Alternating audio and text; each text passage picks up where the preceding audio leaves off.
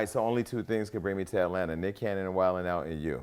That's right. Yo, there's a lot going on out here. It seemed like that.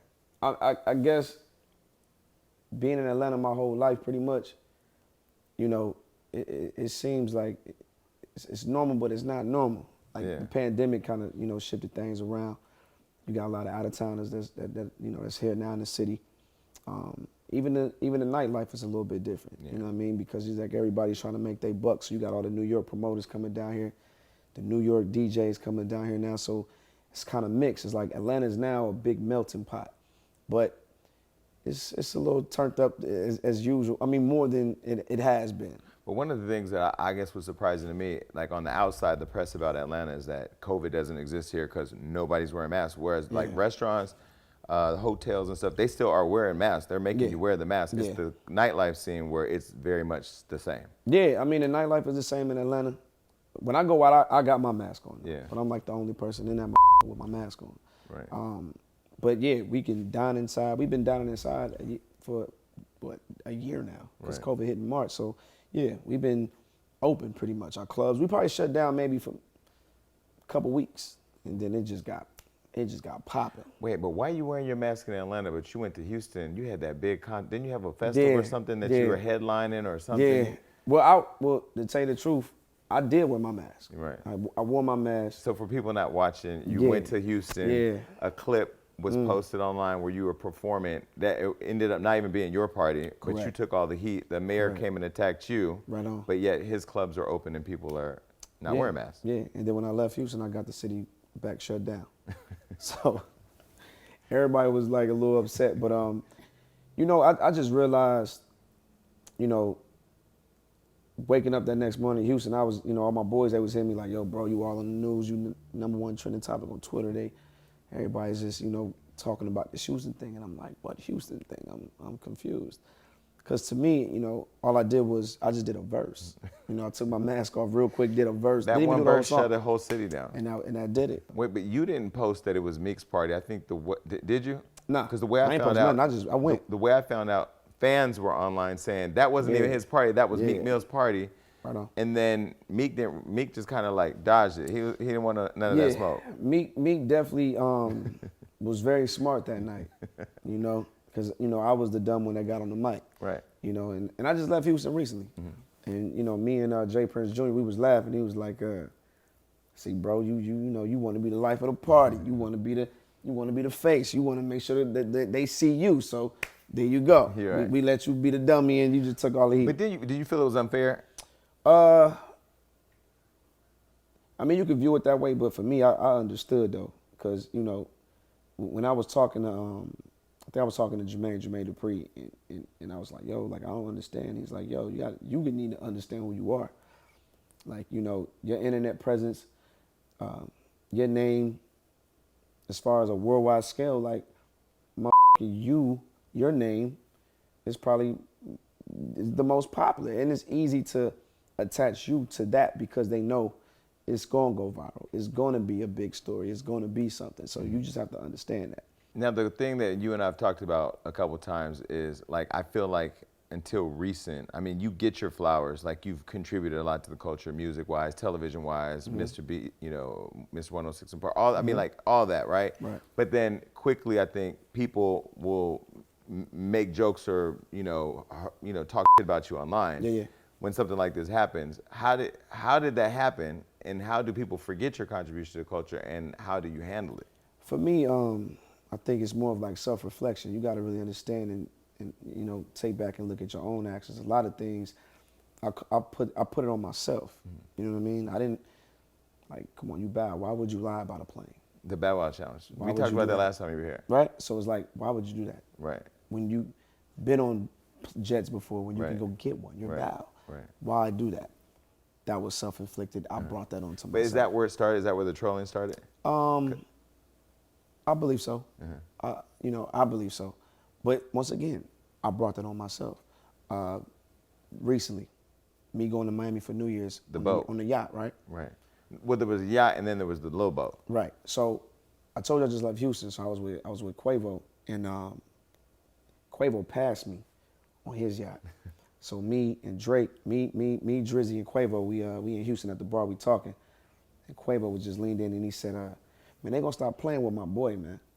Man, yo, Drizzy, I passed him on my had a cruise ship with about 50 girls in them. I can't make this shit up. So all that they talking about, that bow boat had a garage underneath that with the speedboat and jet skis. So, and everybody knows if you rent 100-footer or bigger, it comes with jet skis. Right. You know, some come with a helicopter pad, and it does come with an additional speedboat or whatever you want to call it that allows you to go pick up guests. Because the boat's so damn big, you can't just dock it everywhere. So that little boat was a part of the bigger boat. There you go. Okay. And so it was super. But did you shoot? My manager shot that. Okay, you shot it and you put it out. Yeah. Okay. My manager you was put on it out top. as a joke. No, I put it out Because because you just went to go pick some girls up. no, those girls are already on the yacht with us. Okay. So this is the story. But did you do it knowing like Oh, I'm not trolling? at all. No. I'm just putting in No. a video. Okay. No, not at all. Okay. I'm living my life. I'm excited. I'm tipsy. I'm drunk. I'm on Deleon tequila. I got some of the baddest with me, and we just living it up. So long story short, it was f***ed up, but we were docked that whole day, right? The yacht could not move. It was windy as hell in Miami. We're still talking top of January. So, you know, the captain felt bad, so he said, listen, I can take out the speedboat. We can give y'all a little ride around that, bring out the jet skis. That's safe enough for me to get you guys around. Cool. We load up.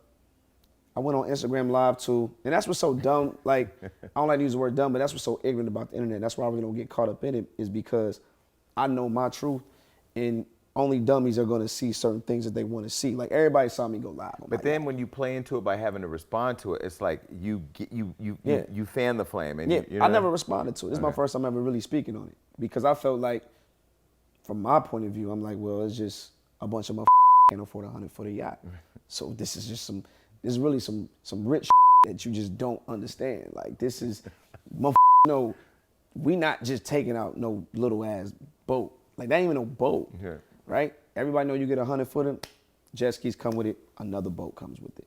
And it was just safe enough, Captain felt like it was safe enough for us to take that out. And I wanted to, So the bigger yacht you were on was the yacht with Drake and Quavo. You were all together? No. It was just me and you know, my close friends and a whole bunch of girls. But when I was on mine, Quavo was selling by on his.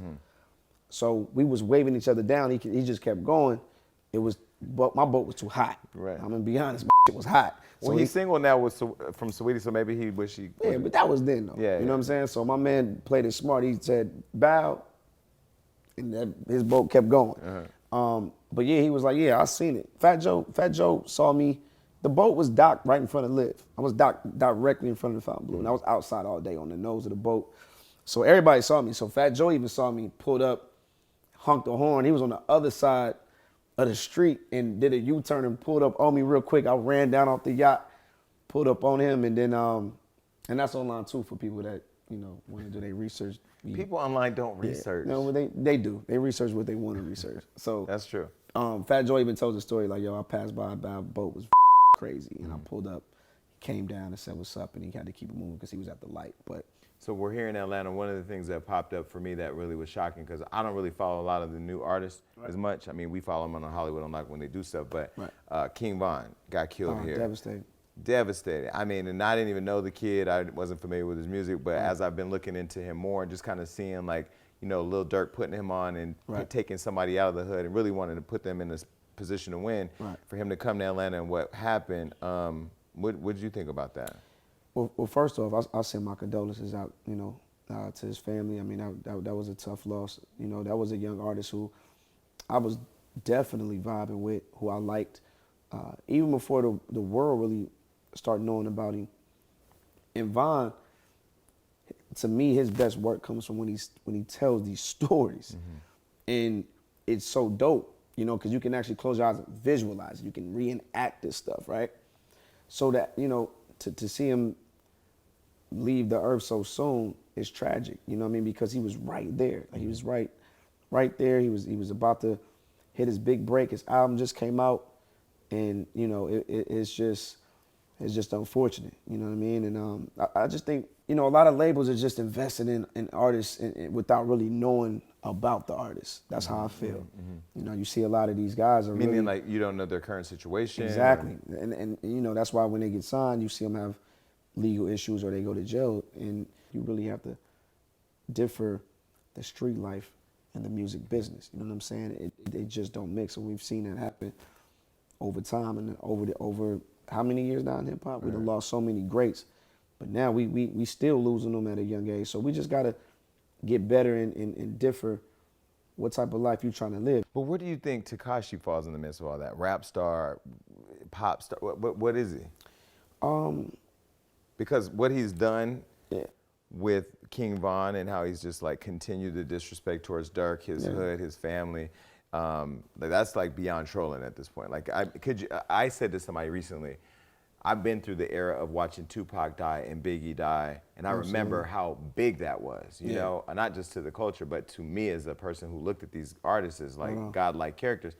To then have somebody troll their deaths would be crazy. Yeah, I mean, it's tough. You know, it's definitely tough. But how I would view him as an artist, you know, he's almost like a rock star.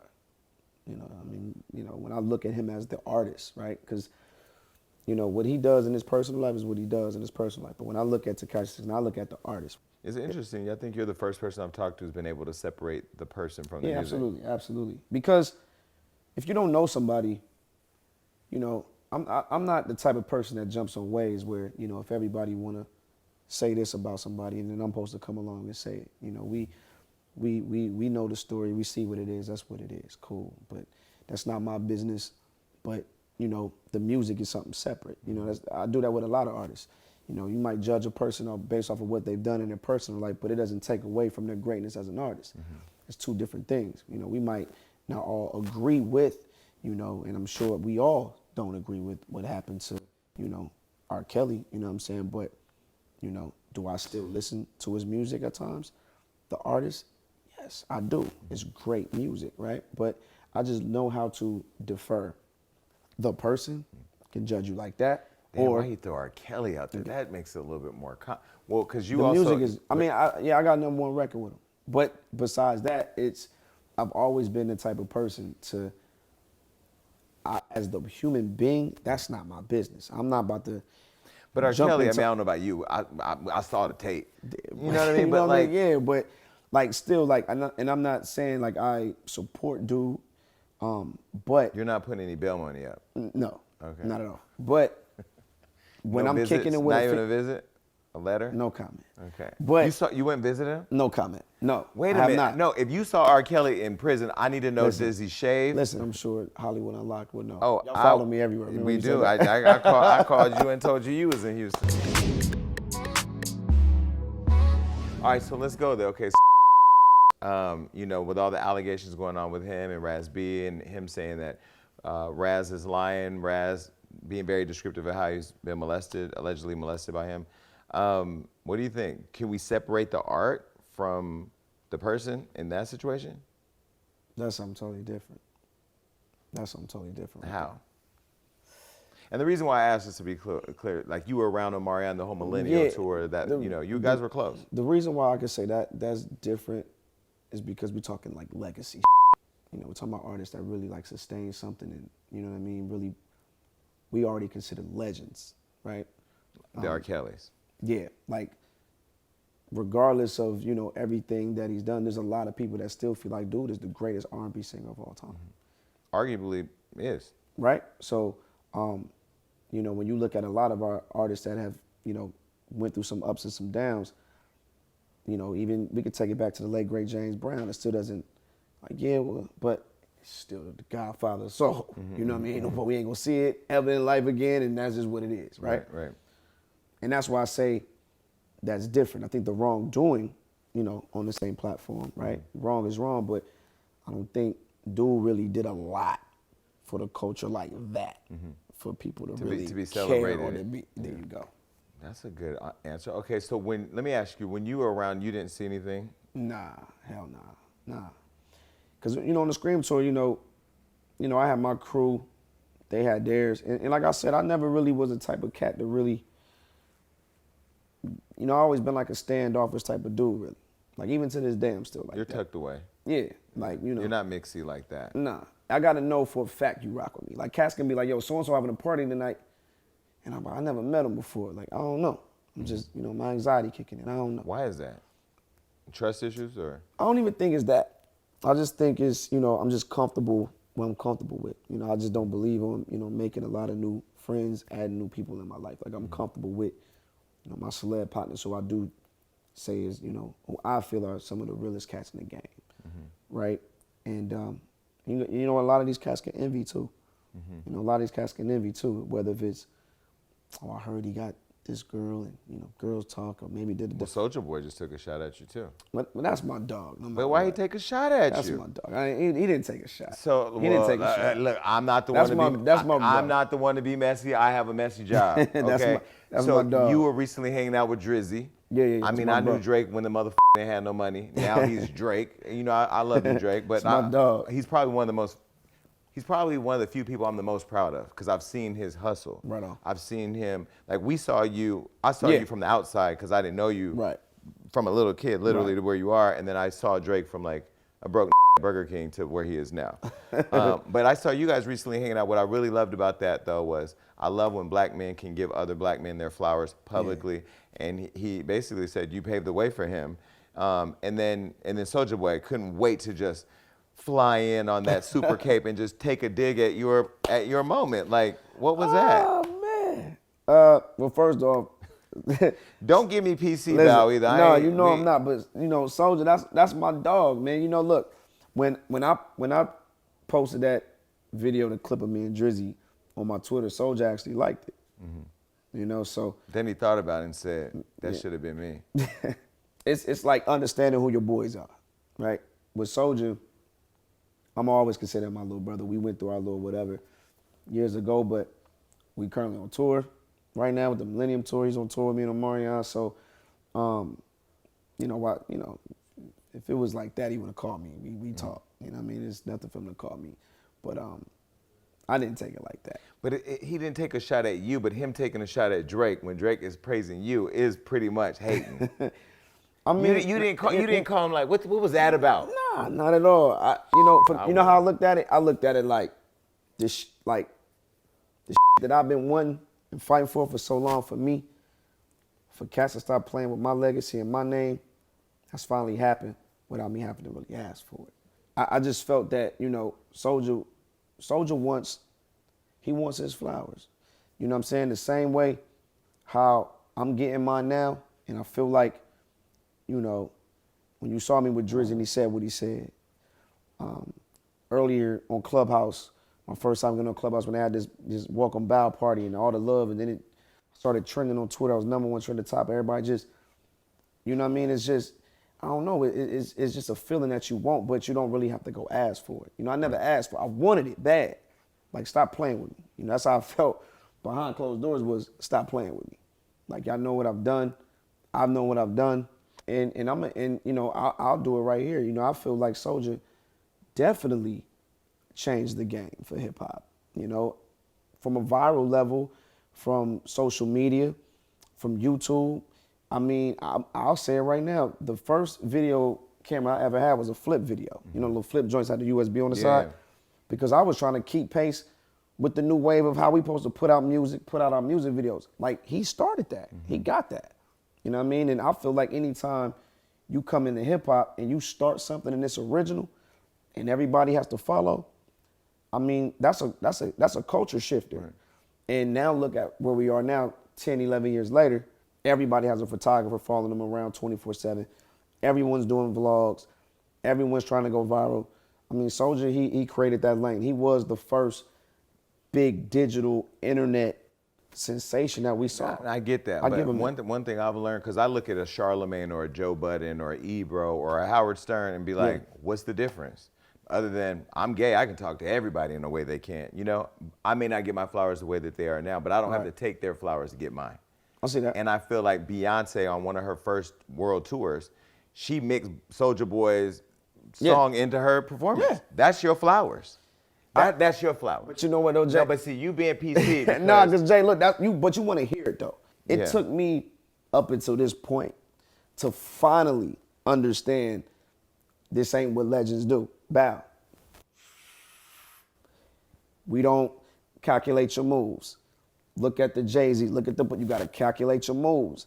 If people are calling me a GOAT for the era or value a legend, I gotta walk, move, talk like one. Like it felt good knowing that, you know, one of the hottest dudes doing it, or if not the hottest doing it, Yeah.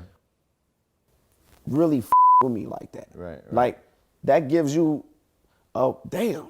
You know, nowadays you look on the internet, you see this person tearing this person down and vice versa, right? Everybody beefing with everybody. And that's the first time we really just kicked it on some grown at the bar, posted up, me, Drizzy, Quavo, just chilling. Like just not even talking about business, but just cooling it as men and really just getting a chance to know each other. That was dope. When men do get together, you guys talk about women. Did Quavo tell you he was gonna dump Saweetie like that, or? Nah, there was no conversations like that. Oh, damn. Our conversations was more of on some, you know, some bullshit. I was happy to see Drake do that. You know what I mean? Because Yeah. I do feel like even from our conversations, you know, I know your contribution. You know what I mean? I know. And I'm even when I posted my video with Beyonce, like I'm in the room with Beyonce. I'm talking to Beyonce. Right. I'm having a moment where I post the video, but y'all edit and make it look like she's running from me. You know? So they took that one moment. But I learned how the internet plays around. Like That's there's a what lot they of do. unhappy people that That's want what you they to do, be unhappy. Bro. Yes, they do. But you know, that's when I go back on the soldier thing. I totally get it. When you think the way we hustle and the way we gotta move and the way we have to promote now, he was the first person that I seen with my eyes who utilized the internet and really made it what it was, running around with a cameraman. It made me go get a cameraman. I'm like, damn, I gotta empty out more cash on a day-to-day. I gotta keep up. How is he dropping all this got one content? too. That's what I'm saying. Yeah. I'm like, I got dropping content. Thank you, Soldier. I'm giving you Yeah. your flowers There right it now. is. I got a cameraman because of you. All right, so when you talked about Clubhouse, I remember when you had the welcome party, I came into that room. In fact, it was so packed I couldn't get in. I had to text you on the side. text me, yep. Somebody put me in the room. And you were having a serious conversation with Connie Orlando, who's one of the executives over at BET. Correct. Part of Viacom. I recently left Viacom because I felt like they had lost their direction in really creating culturally conscious content with people who have their fingers on the pulse of the culture, like a me or you. Correct.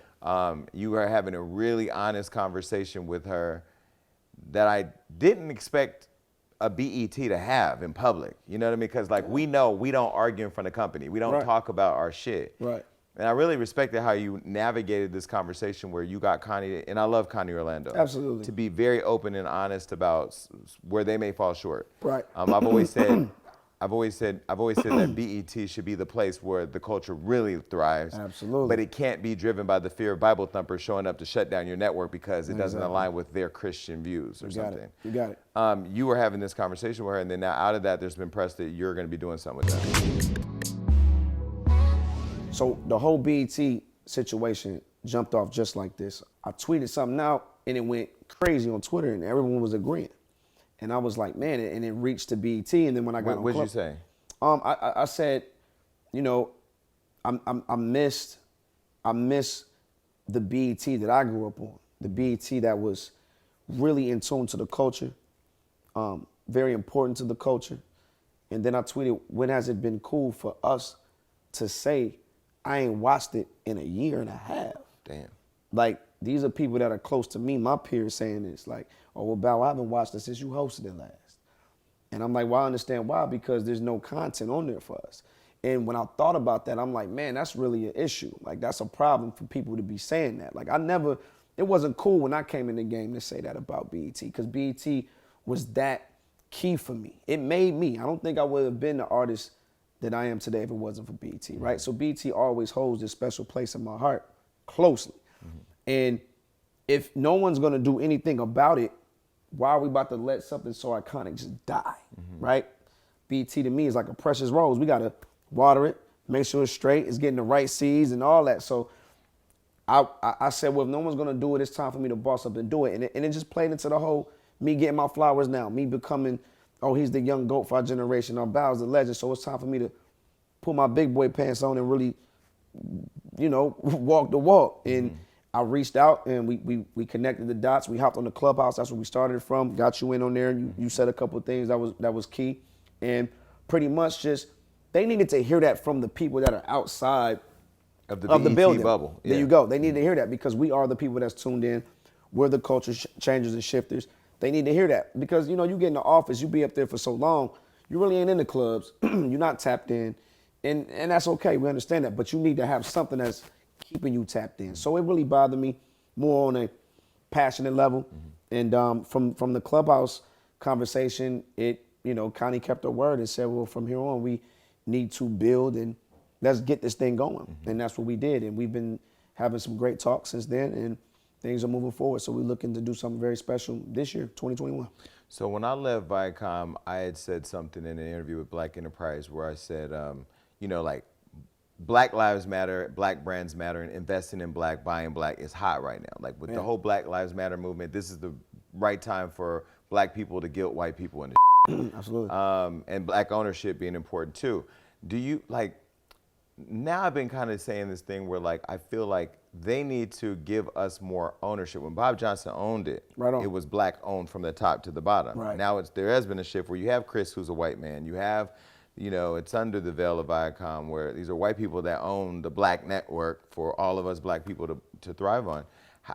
How do we get back to ownership of our own and invest in our own? Why do we have a clubhouse that's not owned by Black people? Why don't we have our own clubhouse? I mean, that's a good question. I mean, that definitely is a good question. And I think that we're getting better with it though. I think that we're definitely getting better with it. And we're getting smart with it too. That's just how I feel. You look at cats that's really coming out from their mom's basement or wherever they're living at with mom and, learning how to do all of this stuff. And the resources are there.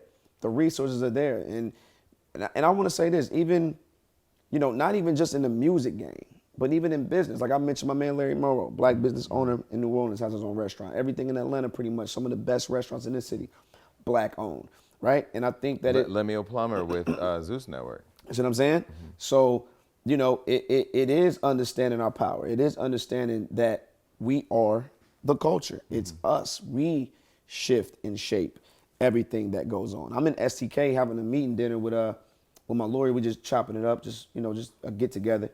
And I'm hearing every trap rapper in STK.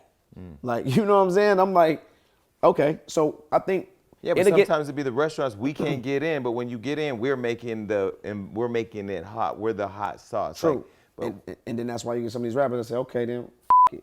You don't want me, I'm gonna go buy my own and make my own restaurant, which they do. 2 Chainz, Black owner. Candy Burrs, Black owner. Her own restaurant.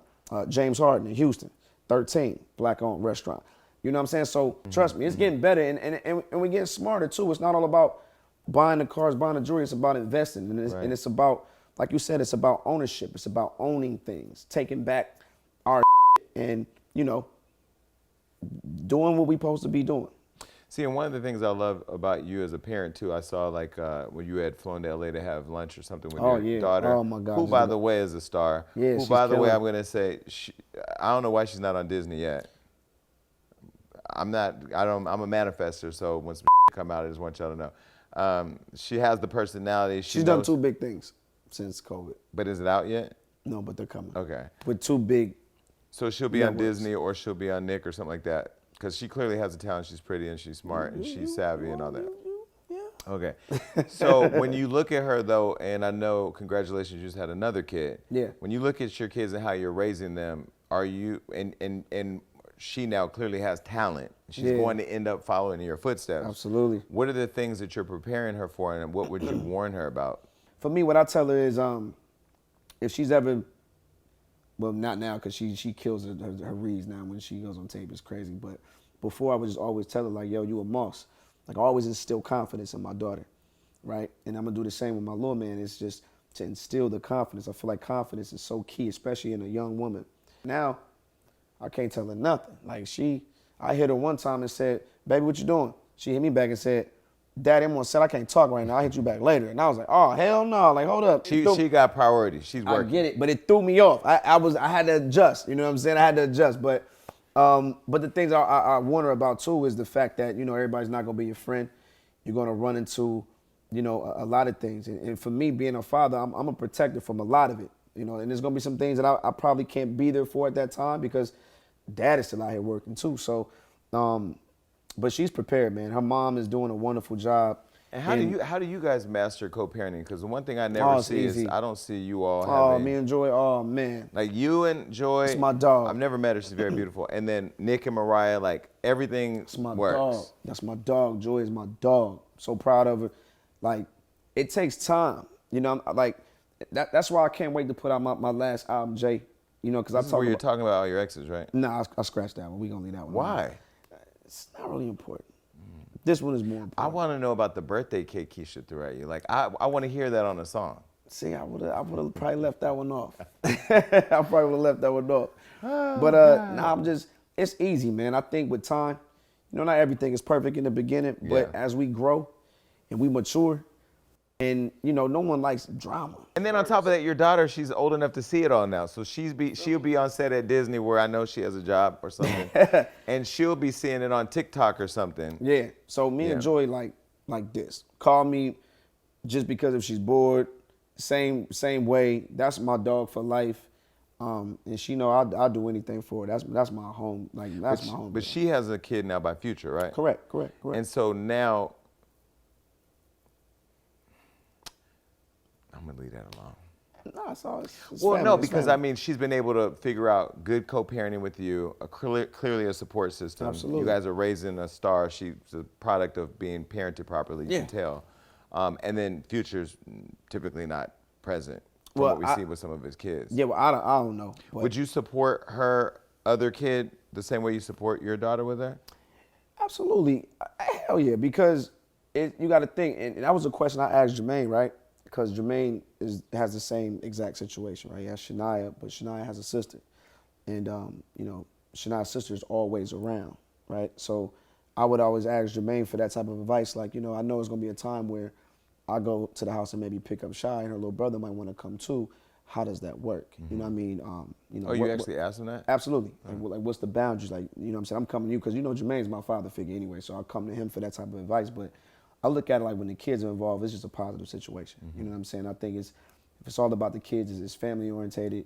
And, you know, I'm prepared for whatever it is in the future that I'm supposed to be prepared for as far as my duty as being the best dad that I can be. So if that's, you know, Shy is 17 years old and her little brother's 9, he want to roll, he want to go to Six Flags, and we have no problem. Let's pack it up and let's move. You know, at the end of the day, it is family, and that's her brother and that's her sister.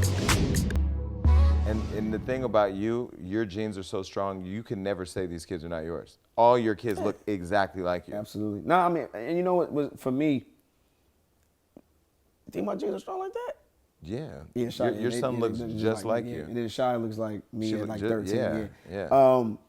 For me, not having my father in my life, you know what I'm saying, and knowing what that felt like, and knowing the things that I, you know, still suffered from, like now to this day, because I feel like I'm cursed, right, in ways because I didn't have my father around to teach me the things that I would have Like loved curse, him to be what, around. what curse?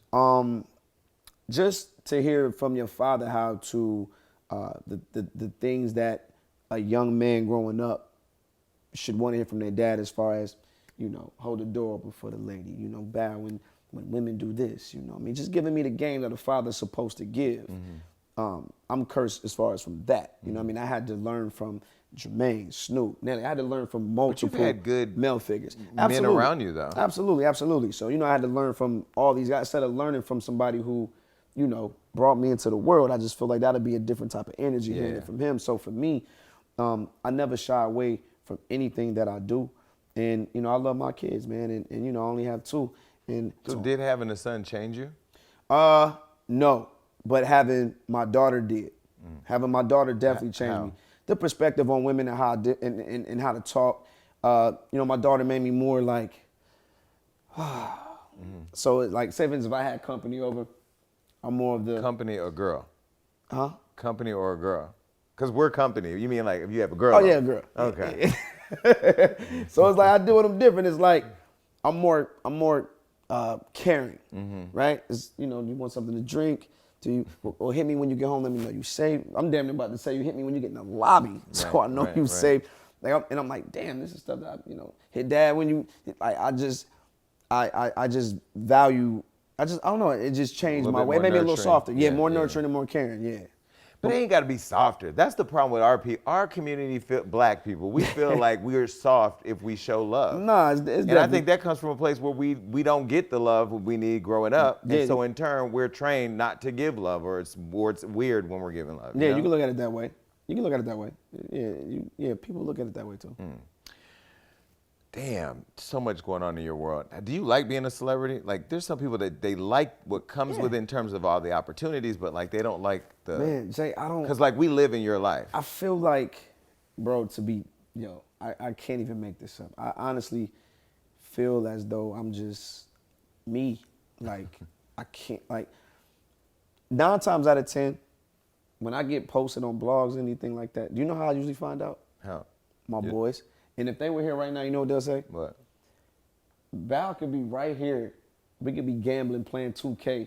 The whole crib, we chilling, going crazy, gambling. One of my boys might be like, oh, damn, did you check Hollywood Unlocked? And I can be like, no. What happened? Oh, that's crazy. Unpause the game, bro. Like, and go right back into it. And if he was here, they'll say, I swear to God, that's how he's always, like, he You just don't feed into your own all hype. right, they're gonna post something else, and then my is gonna go down, down, down. I get how this works. I'm so used to it. So I've been famous pretty much my whole entire life.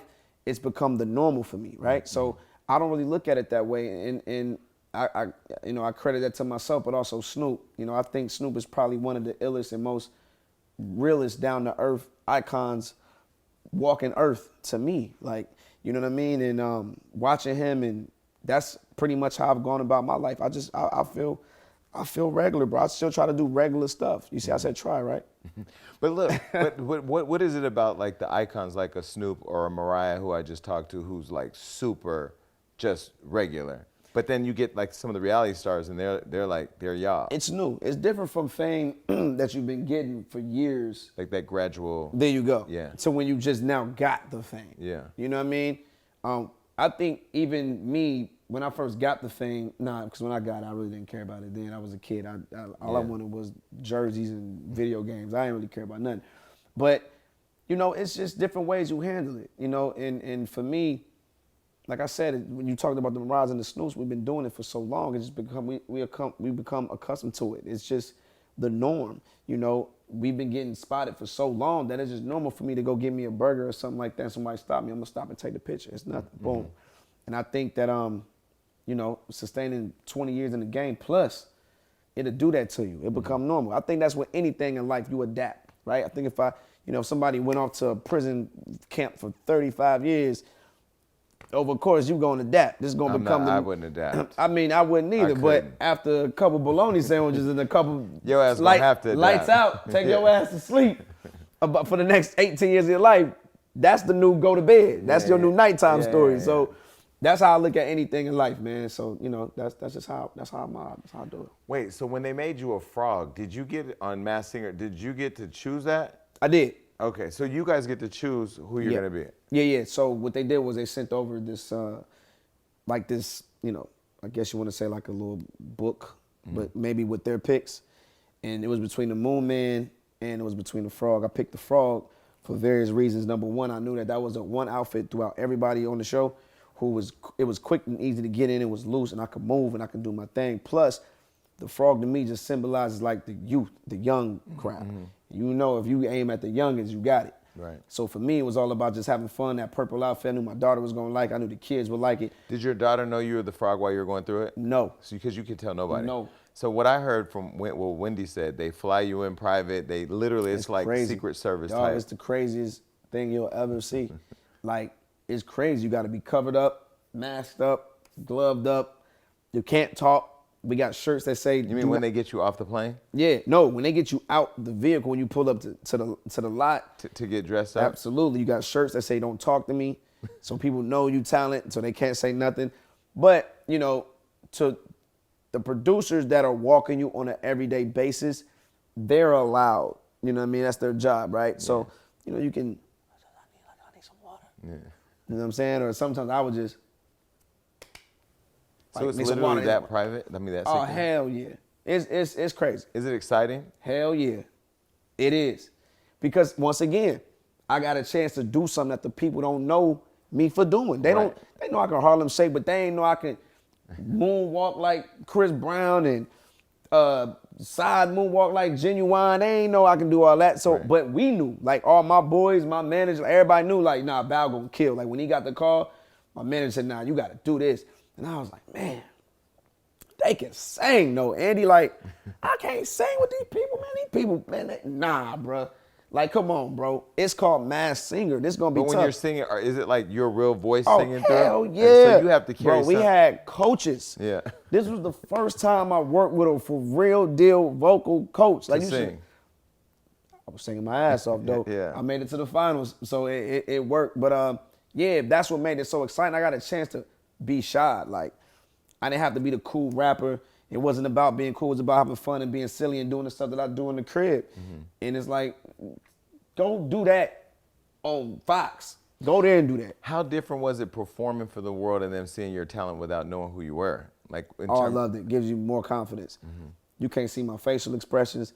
You know, when I'm hitting them moves, you know how them dancers, you making them crazy faces. Nobody can see it. You feel invincible. Nobody know it's you.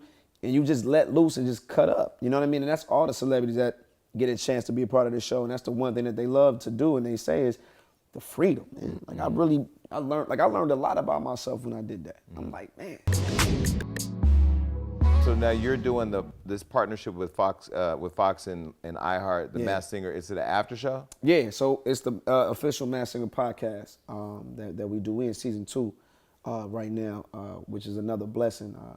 Just to be a part of that Fox umbrella, you know, it just let me know you ain't got to win the actual trophy to actually win. Still, I was hurt when I didn't win. I mean, I'm not gonna lie to you. My manager, you know, Andy can tell you, I was hurt. I was woof.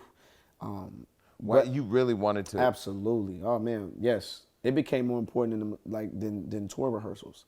I mean, like I wanted to do it. I wanted to prove to Americans, to the world that I can do anything. I want to be the ultimate entertainer. I don't want to be the best rapper, the best actor. I want to be the all-around best entertainer. But you've proven that already. I think with So much more to like go. when 106, when Terrence J left, I was like, oh, it's a wrap. Nah, but there's more to go. Yeah. There's more to go. You know what I'm saying? It's so much more to go. In terms of proving yourself to yourself? Up that and to the world. You know, just to, you know, instill that thing in them that, listen, I'm one of a kind, you know, and without me even saying it, but, you know, I want to be remembered as, you know, one of the greatest entertainers, all around entertainers that have ever done it. You know, that's my ultimate goal.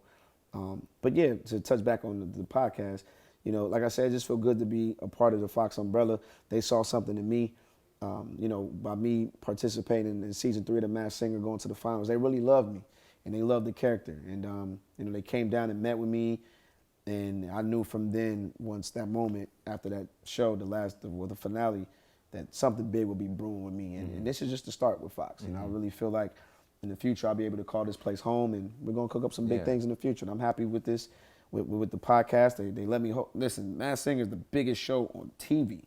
Well, not to mention like you hosting the podcast and Nick hosting the show. There's two It's dope. successful black men leading the way. It's dope. And I look at this as this is just the stepping stone to something big later down the road with Fox. And they're embedded in me, and I'm embedded with them. Yeah, I mean, listen, I think, like I said, I saw, and we've all seen, I mean, you doing your thing and hosting for a long time. I Yeah. mean, your personality is crazy when you turn it on, when you have a job to do. So I think it makes sense. And I'm a part of iHeart and Fox, so they're definitely two good homes to be in. Absolutely. So what's next? I mean, when are you going to write a dirty tell-all book about, like we got good, clean Bow Wow today or Shad? Do you want to go? You don't by even, Bow Wow I was or about Shad? to say, you don't even know which one it is. No, You don't that's even- what I'm saying. Like, is Bow Wow the troublemaker on Black Twitter, or is, That's a good question. you know what I mean? That's a good question. Because we did have a FaceTime call one day that I wish. See, I think our best conversation could be just the conversation when we think nobody's listening. We'll put that out because you literally are funny. You're spicy. Hey, you know what? You're there's a whole bunch of different versions of you. I'm a Pisces, so we all over. You don't know what you're gonna get, but all right. So I can differ for you. Bow is easy. Bow. Okay, so Bow Wow is the cocky, arrogant rapper, turned up, having fun. ladies, men, that's Bow. That's Bow Wow. The rap star, that's Bow, right? Shad is more of the at the crib, cooking tacos, father, calm, cool, collective, the more woosah, like one. Like he's the, I'm chilling. Val, you want to go out tonight? Nah, I'm cooling, bro. I'm tired. I'm just going to kick back and chill. That's Shad. Like, when do you decide to turn one or the other on or off? oh, it's a switch. It's a switch. For instance, if my boy BT came in the crib and was like, yo, dog, we going out tonight, man. Call Mario, man. Tell him to go ahead and shine up the Bentley, man. You know what I'm saying? It's one of them type of nights, bro. We about to go out there. Oh, it's like that, man. Look, man, they all just came in town. Let's go. Oh, man, we need to take some shots. Look, let's go. Like, activated. Bow, gone. So Shad went to sleep. Shad is, dog, I'm tired, bro. I just got back in town. Dog, I'm trying to really sleep, like, for the next 3 days. See, cool, I know you just had a birthday, so I know you're a Pisces, but that's more Gemini-ish to me. Really? You know, yeah, like my friend here, you're Gemini's, the bipolarism of it all, it's just, it's a lot. It's Bow Wow and then it's Shad, and then, you know, that's them. All right, so I guess what I want to leave on, when we leave on legacy, I know I talk about a book, but like we leave on legacy, like what is the legacy of Bow Wow Shad Moss going to be? It's going to be a guy who really was the only child star to really be in the game for 50 plus years. And then, you know, you got to deal with his daughter for the next probably 65, 70 years. And just keep it going. And just keep it going. You know what I mean? I want my legacy to be, damn, he did that.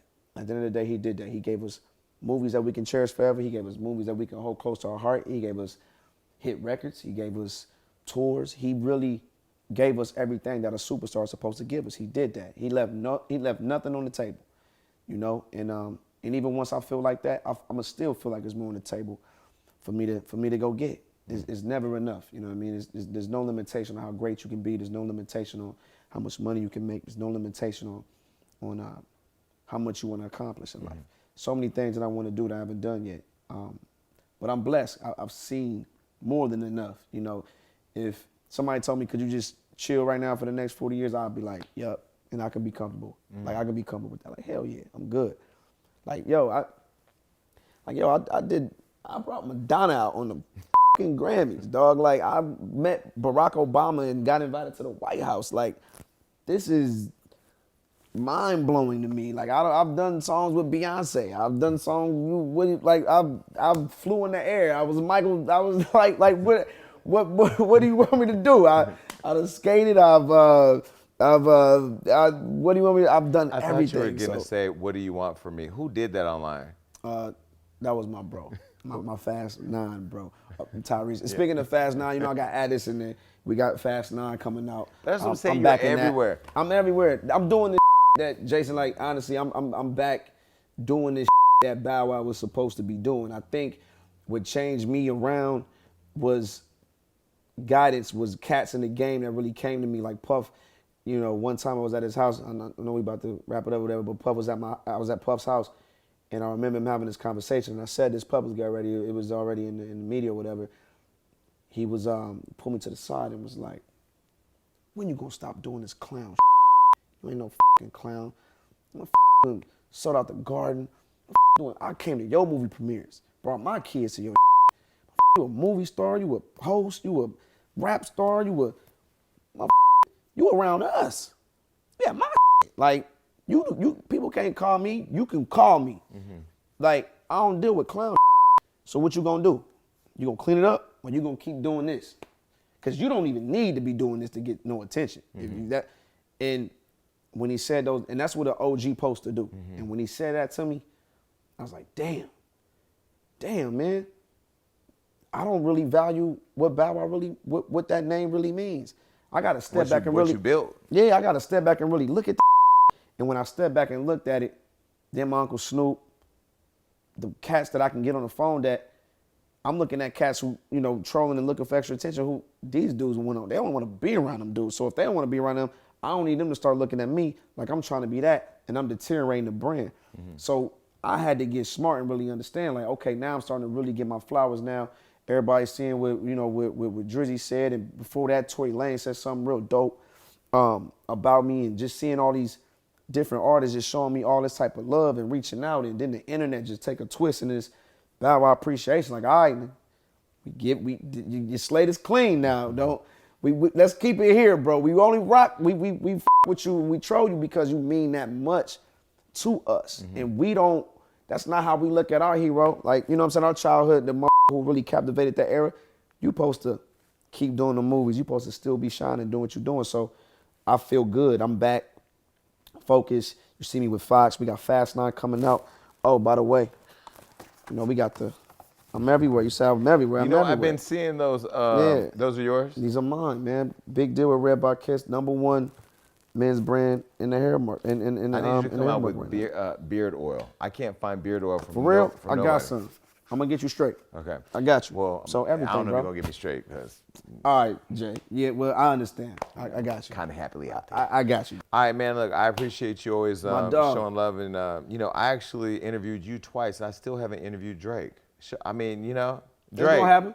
Drake. No, it's fine. It's gonna happen, though. I'm happy for you, man, and Appreciate I'm always it, here buddy. to support. Hey, man, come on, man. You already know, fam. Appreciate you. Yes, sir, man. Appreciate you coming to the A, man.